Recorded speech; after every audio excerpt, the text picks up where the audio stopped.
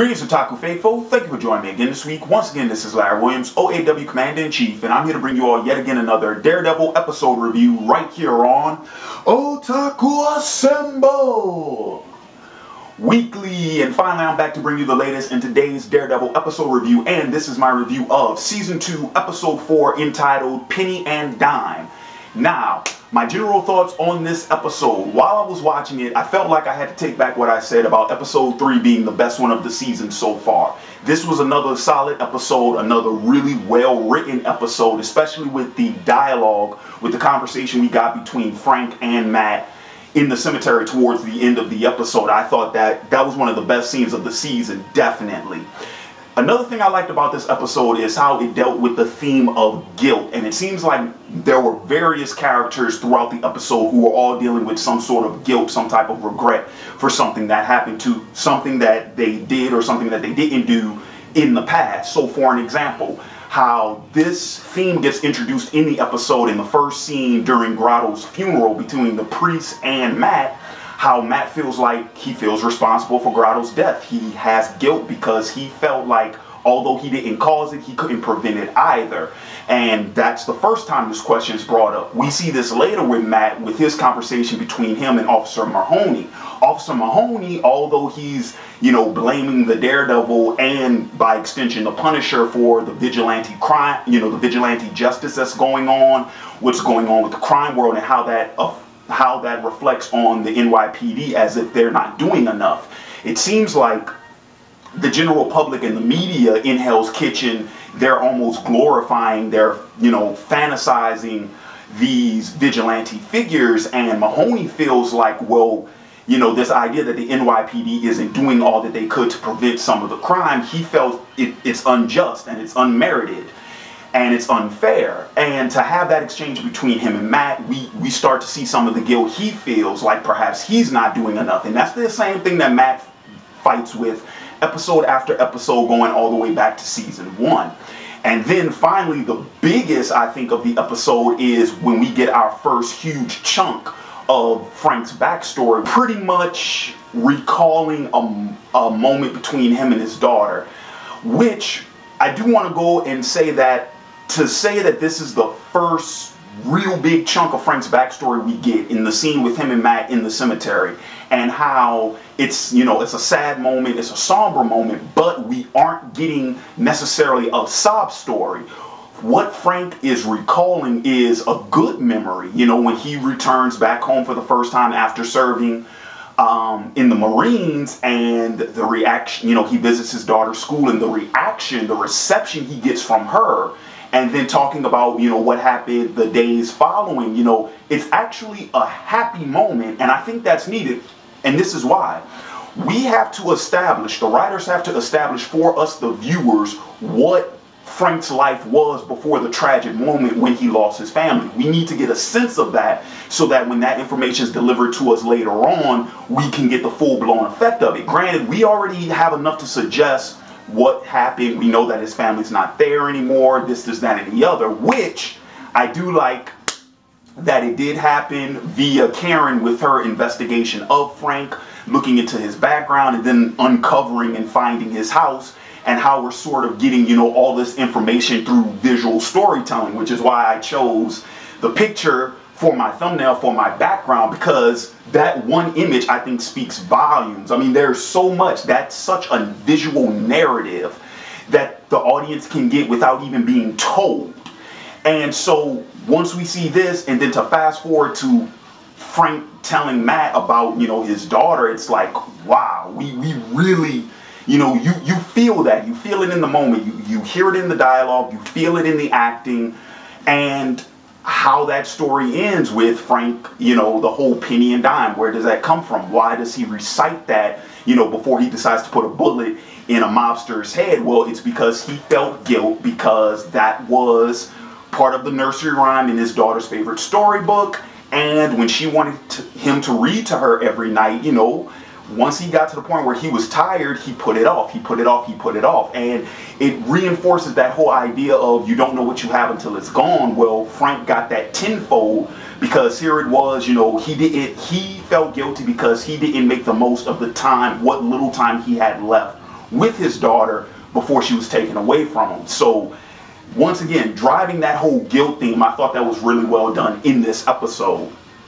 So since I brought up the Matt and Mahoney conversation, I want to go back and I want to touch up on that, because Punisher's story in this episode pretty much ends a little unexpected with, you know, Brett showing up there to make the arrest. And what happens? Matt completely, you know, surrenders himself over to him. He doesn't try to escape. He actually does get handcuffed. And what Matt tells Mahoney about how, no, you have to take credit for bringing in the Punisher. You know, this can't be a vigilante, you know, taking care of another vigilante. We have to put a stop to this. He's taking what Officer Mahoney told him beforehand. He's taking it into account. He's taking it to heart, and he's doing something about it. And, you know, sort of reinforcing Matt's whole thing about how there are still good people in Hell's Kitchen, going all the way back from season 1, how Brett lets him off the hook. It's like, yo, I'm turning you loose. Get out of here before I change my mind. So I really dug that. And, you know, it's funny, because as much as this series is centered on and focused on, and how much, you know, they try to make it gritty and realistic, not necessarily in the what I would consider the condescending, dark and gritty sort of way, not like that, but to say that that's the main tone of the series. That scene between Matt and Mahoney was, I think, the most comic book moment of the episode, and one of the most comic book moments of the season, I think, so far. So I really appreciated that. And let's see, one final note I'm going to make about the episode, with the Matt-Karen relationship thing that we got towards the end. Okay, here's the thing. I have yet to discuss that. They've been hinting to it. They've been sort of, you know, foreshadowing and trying to build it up subtly here and there. And my thing was, I didn't want to talk about it because I didn't think it would happen. I figured it's like, okay, they kind of did that in season 1 and it didn't really lead to anything. And so now it seems like, oh, this might actually be happening. And the whole time, those last 5 minutes of the episode, when we're getting the moments where, you know, Matt acts out Karen and they share a kiss and all that, I'm like, this isn't going to happen. Why? Because there's another character, another major character who's supposed to appear in this season. And I'm like, is this when she shows up? Is this? And then sure enough, get to that last scene, the cliffhanger of the episode, and I'm like, I hope somebody answers that phone, because I called it. I called it. I knew it. So before I, you know, get into the big reveal, I do want to note that with the Matt Karen thing, what's interesting about that, because this happens right after the Matt Mahoney, after they meet up for the second time, and after the Punisher's taken in, you know, over at the graveyard. Well, here's the thing. What's interesting about that is we get the sense that Matt might actually be hanging up the cow. I don't know about you guys. I don't know if y'all got that feeling, but I'm like, wait a minute. Is Matt considering quitting? Because there's the whole exchange that him and Foggy had, you know, in the bar where they're talking about, you know, things being normal again. And then right after that, we get Matt and Karen, and I'm like, is Matt getting ready to quit? And once again, all of that was building into me like, no way, no, because Elektra's going to show up. And sure enough, that's where we end the episode, with Elektra showing up in Matt's apartment, which that's going to open up a whole nother can of worms. But I dug the cliffhanger. I thought it was good.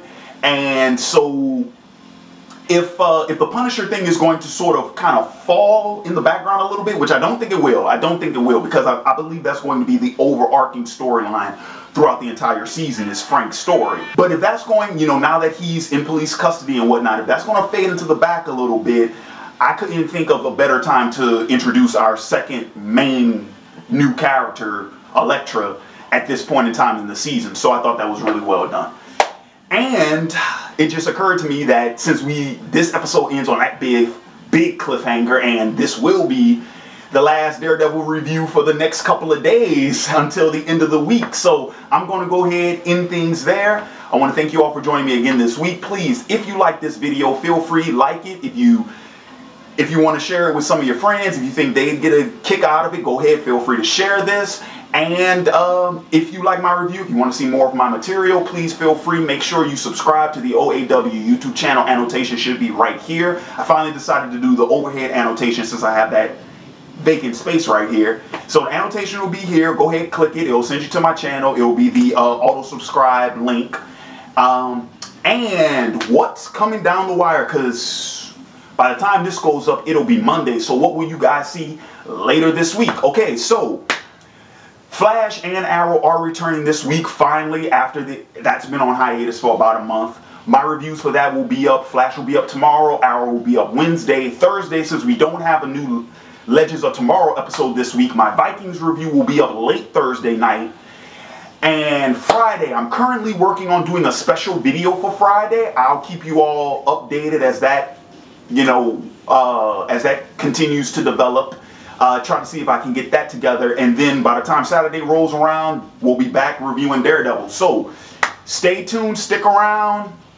Check out the rest of my vids in the meantime. And with that being said, this has been Larry Williams, OAW Commander-in-Chief, signing off. And until next time, peace.